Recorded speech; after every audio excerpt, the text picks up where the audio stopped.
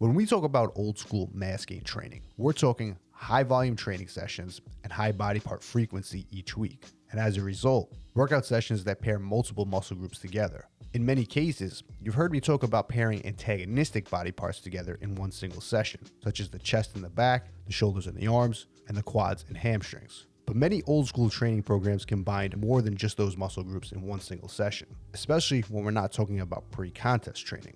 In the off-season or post-contest back then in the 60s and 70s, guys would train a bit less frequently, cutting down the sessions from 6 days per week to 4 to 5 sessions. And as a result, these sessions combined more muscle groups. And because calories were higher, more rest was taken, and training was heavier and more progressive, this allowed for more productive use of the upper-lower sessions and even full body workouts. It doesn't get more basic and old school than an upper-lower split, but many people still think that this training setup is only for novices and that advanced lifters wouldn't get much out of this style of training. In reality, some of the best old school bodybuilders in the world built the foundation of their physiques using these upper-lower splits. And in my case, I personally use a mix of both upper and lower training, as well as antagonistic splits spread throughout the week in my 5-day mass gain system. I also use it in my own personal training and programs that I use with clients, where there's a decent amount of upper body training sessions scheduled into those programs, and the results speak for themselves. So today, we're going to walk through an effective upper body training session that can be used even by advanced bodybuilders.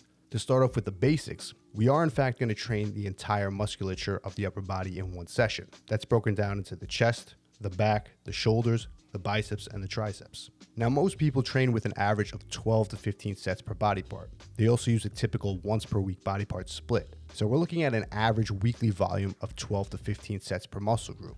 In our case, we're training with a higher frequency of 2 to 3 times per week of each individual muscle group. So one single upper body session will have an average of 4 to 5 sets per muscle group. Now keep in mind, this is an average and it can go much higher. And as the more advanced you become, the more you'll need to experiment with higher training volumes. But for my current training, this is how I set up my upper body session in day 1 of my week. Starting with the lats first, as they are a focus in my training, you'll notice the volume is much higher than any other muscle group being trained here. We started this session with cable pullovers to work the lats for 3 sets of 10 repetitions. Following that up was my second back movement for the day, and this focused on the middle and thickness of the upper back with the basic one-arm dumbbell row. For this exercise, we also performed 3 sets of 10 to 15 repetitions. Then we went on to the bent over barbell row to work the entire thickness of the back, again for 3 sets of 10 to 15.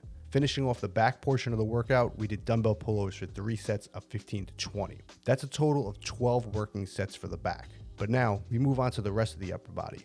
Going into the incline barbell press, we only performed 2 working sets of 12 to 15 reps here. Because the chest and the other muscle groups of the upper body are not the focus of this training plan, the volume is pulled back slightly on those muscle groups to allow for more recovery. Only one more exercise for the chest is done today, and that is the incline flies. Again, we perform these for just 2 sets of 12 to 15 repetitions. The next body part we move on to is the shoulders. And because we're already getting plenty of stimulation from the chest and the back work, the volume for shoulders is minimal. One single exercise done for just 4 sets of 10 repetitions. My bread and butter for shoulder training is the high incline press. And today we performed a high incline Arnold press. The Arnold press allows for a greater range of motion and more stimulation to not just the front delts, but also the side and the rears. At this point in the workout, the entire chest, the back, and shoulders have gotten plenty of stimulation. Just some more direct arm work to finish off this workout. We move on to 1 exercise for the biceps and just 1 for the triceps, both done for 4 sets of 10 to 12. And in this case, for triceps, we went with the overhead dumbbell extension, and for biceps, the crossbody hammer curl for more brachialis and forearm emphasis. This entire workout is a total of 28 working sets. It's high volume, and it'll generally be on the longer side in length, but it's important to also look beyond this one single training session. This is part of a training split that's focused on bringing up my lats, as well as training each muscle group 2 to 3 times per week. And when people argue over how effective an upper-lower body training split can be, I always say it's more important to look at what you're doing throughout the entire week of training rather than in just one session. And if the overall structure of the program makes sense, full body training sessions can be extremely effective for mass building.